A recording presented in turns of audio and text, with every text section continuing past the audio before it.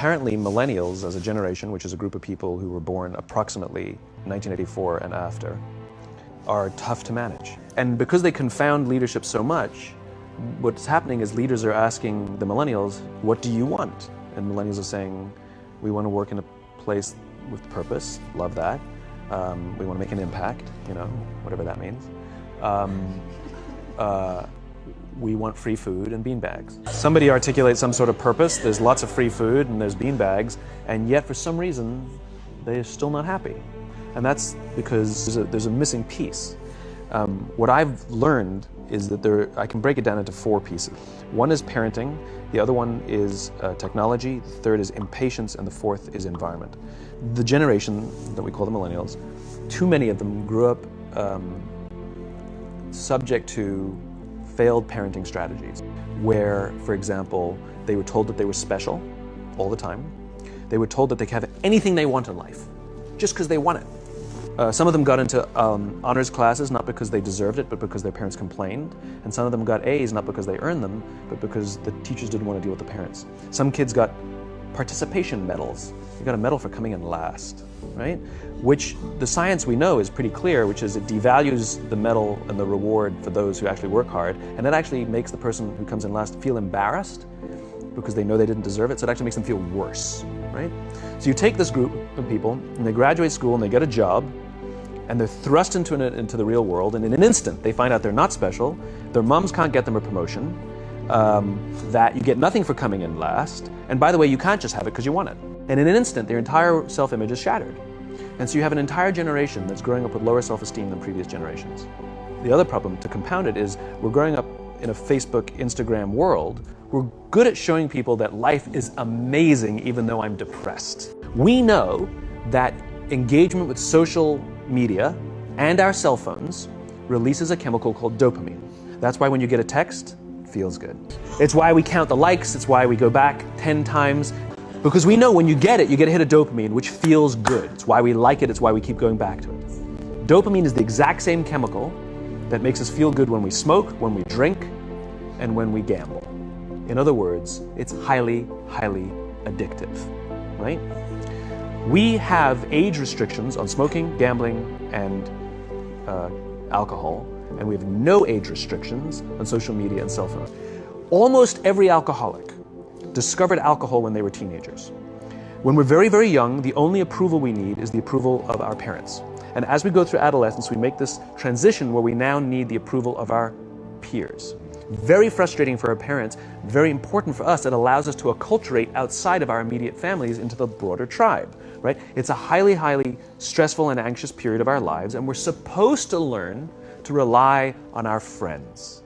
Some people, quite by accident, discover alcohol and numbing effects of dopamine to help them cope with the stresses and anxieties of adolescence. Unfortunately, that becomes hardwired in their brains, and for the rest of their lives, when they suffer significant stress, they will not turn to a person, they will turn to the bottle. Social stress, financial stress, career stress, that's pretty much the primary reasons why an alcoholic drinks, right? What's happening is because we're allowing unfettered access to these dopamine-producing devices and media, basically it's becoming hardwired, and what we're seeing is as they grow older, too many kids don't know how to form deep, meaningful relationships. Their words, not mine. They will admit that many of their friendships are superficial. They will admit that their friends, that they don't count on their friends, they don't rely on their friends, they have fun with their friends, but they also know that their friends will cancel on them if something better comes along. Deep, meaningful relationships are not there because they never practice the skill set, and worse, they don't have the coping mechanisms to deal with stress. So when significant stress starts to show up in their lives, they're not turning to a person, they're turning to a device, they're turning to social media, they're turning to these things which offer temporary relief. There's nothing wrong with social media and cell phones. It's the imbalance. If you're sitting at dinner with your friends and you're texting somebody who's not there, that's a problem. That's an addiction. If you're sitting in a meeting with people you're supposed to be listening to and speaking, and you put your phone on the table, face up or face down, I don't care, that sends a subconscious message to the room that you're just not that important to me right now, right? That's what happens. And the fact that you cannot put it away is because you are addicted, right? If you wake up and you check your phone before you say good morning to your girlfriend, boyfriend, or spouse, you have an addiction. And like all addiction, in time, it'll destroy relationships, it'll cost time, and it'll cost money, and it'll make your life worse. So you have a generation growing up with lower self-esteem that doesn't have the coping mechanisms to deal with stress. Now you add in the sense of impatience. They've grown up in a world of instant gratification. You want to buy something, you go on Amazon, it arrives the next day. You want to watch a movie? Log on and watch a movie. You don't check movie times. You want to watch a TV show? Binge. You don't even have to wait week to week to week. Everything you want, you can have instantaneously. Everything you want, instant gratification. Except job satisfaction and strength of relationships, there ain't no app for that. They are slow, meandering, uncomfortable, messy processes. And so I keep meeting these wonderful, fantastic, idealistic, hardworking, smart kids. They've just graduated school. They're in their entry-level job. I sit down with them and I go, how's it going? They go, I think I'm going to quit. I'm like, why? They're like, I'm not making an impact. I'm like, you've been here 8 months. You know? It's as if they're standing at the foot of a mountain and they have this abstract concept called impact that they want to have in the world, which is the summit. What they don't see is the mountain. I don't care if you go up the mountain quickly or slowly, but there's still a mountain. And so what this young generation needs to learn is patience.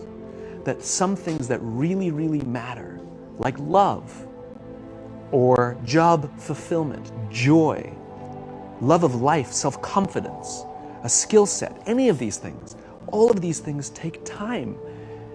Sometimes you can expedite pieces of it, but the overall journey is arduous and long and difficult. And if you don't ask for help and learn that skill set, you will fall off the mountain, or you will, the worst case scenario, and we're already seeing it, the worst case scenario is we're seeing an increase in suicide rates, we're seeing an increase in this generation, we're seeing an increase in accidental deaths due to drug overdoses, we're seeing more and more kids drop out of school or take leaves of absence due to depression, which leads me to the fourth point, which is environment, which is we're taking this amazing group of young, fantastic kids who are just dealt a bad hand. It's no fault of their own.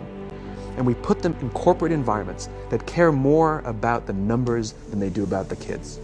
They care more about the short-term gains than the long-term life of this young human being. We care more about the year than the lifetime, right? And so we are putting them in corporate environments that aren't helping them build their confidence, that aren't helping them learn the skills of cooperation, that aren't helping them overcome the challenges of a digital world and finding more balance, that isn't helping them overcome the need to have instant gratification and teach them the joys and impact and the fulfillment you get from working hard on something for a long time that cannot be done in a month or even in a year. And so we're thrusting to them in corporate environments, and the worst part about it is they think it's them. They blame themselves. They think it's them who can't deal. And so it makes it all worse. It's not. I'm here to tell them it's not them. It's the corporations, it's the corporate environments, it's the total lack of good leadership in our world today that is making them feel the way they do. They were dealt a bad hand, and I hate to say it, but it's the company's responsibility. Sucks to be you, like we have no choice, right? This is what we got, and I wish that society and their parents did a better job. They didn't. So we're getting them in our companies, and we now have to pick up the slack. There should be no cell phones in conference rooms. None. Zero. And I don't mean the kind of like sitting outside waiting to text. I mean like when you're sitting and waiting for a meeting to start, this is what we all do. We all sit here and wait for the meeting to start. Meeting starting? Okay. And we start the meeting. No, that's not how relationships are formed. Remember we talked about it's the little things? Relationships are formed this way. We're waiting for a meeting to start and we go, how's your dad? I heard he was in the hospital. Oh, he's really good. Thanks for asking. He's actually at home now. Oh, I'm really glad. That was really amazing. I know, it was really scary for him. That's how you form relationships. Hey, did you ever get that report done? Oh my God, no, I didn't. I'll help you out. Can I help you out with that? Really? That's how trust forms. Trust doesn't form at an event in a day. Even bad times don't form trust immediately. It's the slow, steady consistency. And we have to create mechanisms where we allow for those little innocuous interactions to happen. But when we allow cell phones in conference rooms, But if you don't have the phone, you just kind of enjoy the world. And that's where ideas happen. The constant engagement is not where you have innovation and ideas. Ideas happen when our minds wander and we go, and you see something, I think I could do that. That's called innovation.